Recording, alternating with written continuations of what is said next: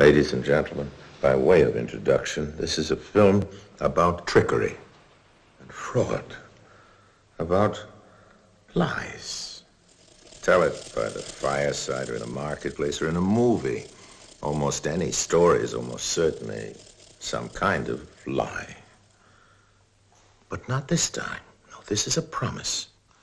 During the next hour, everything you'll hear from us is really true and based on solid facts.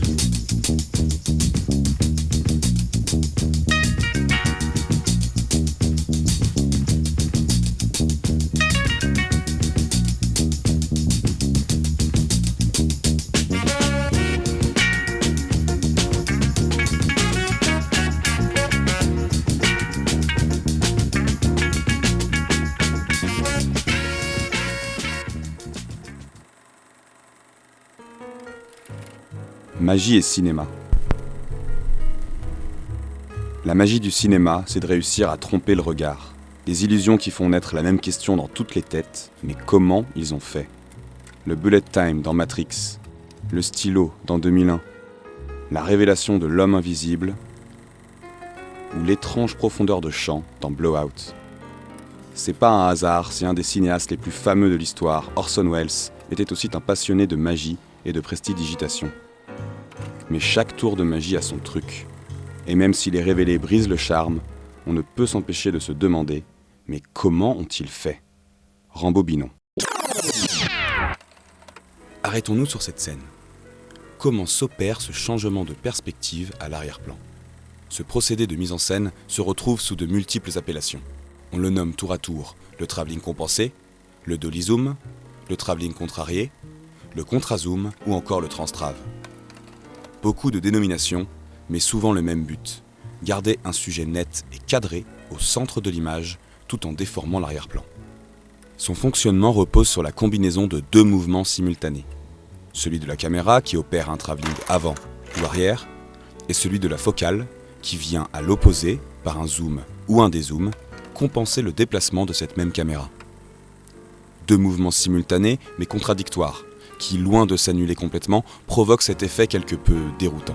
Le sujet filmé restant cadré de la même manière, tandis que son environnement se retrouve déformé par le changement de focale.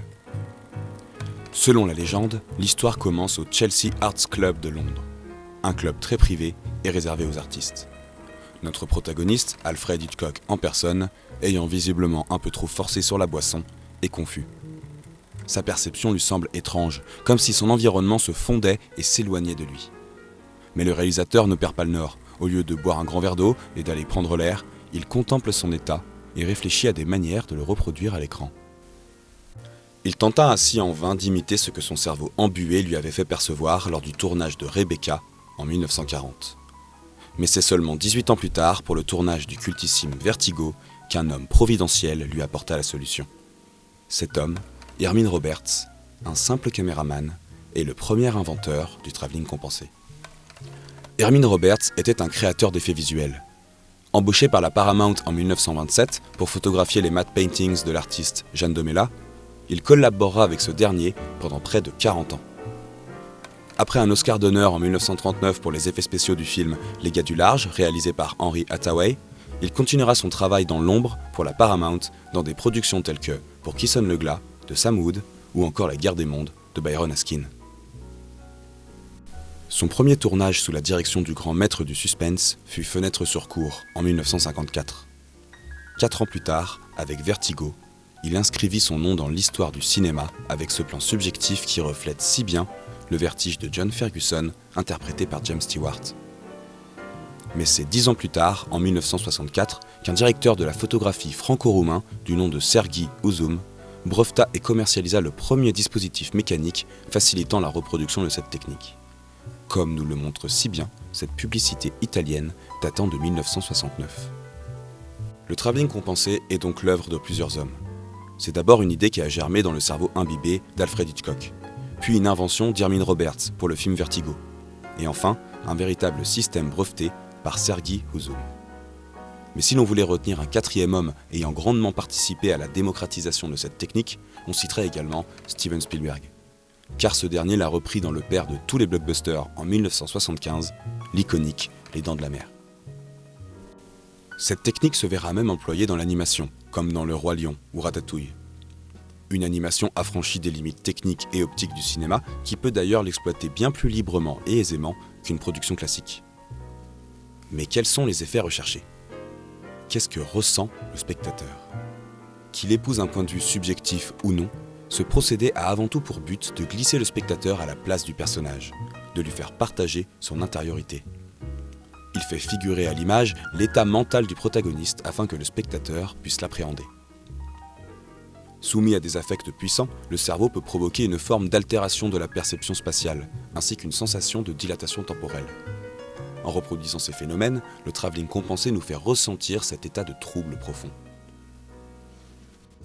Le travelling compensé peut ainsi nous faire ressentir tour à tour le choc, dans Dracula, la tension, dans Sugarland Express, la peur, dans Poltergeist, la désorientation, dans La Haine, la concentration, dans Raging Bull, ou encore le malaise, dans The Goodfellas. Il peut également convoquer la mémoire. En détachant un personnage de son environnement, il fait figurer l'introspection qui permet l'accès aux souvenirs, introduisant souvent un flashback. Enfin, il peut, en jouant avec la compréhension des codes cinématographiques du spectateur, créer un effet comique, comme par exemple dans le très apprécié Shaun of the Dead d'Edgar Wright. Mais au fil de l'histoire du cinéma, son exploitation répétée fera passer le travelling compensé de véritables événements cinématographiques à simple outil de mise en scène, le dépossédant au passage d'une partie de sa force évocatrice. Là où le dialogue met à distance le spectateur, le travelling compensé l'invite à ne faire qu'un avec le personnage. À travers ce procédé, les réalisateurs s'affranchissent d'une forme de dictat du dialogue pour dépeindre l'intériorité d'un personnage par le biais de la mise en scène. Mais surtout, le travelling compensé crée des images qui déroutent, qui perturbent les sens, des images qui marquent, des images qui, même démystifiées, décryptées, ne perdent en rien de leur puissance magique.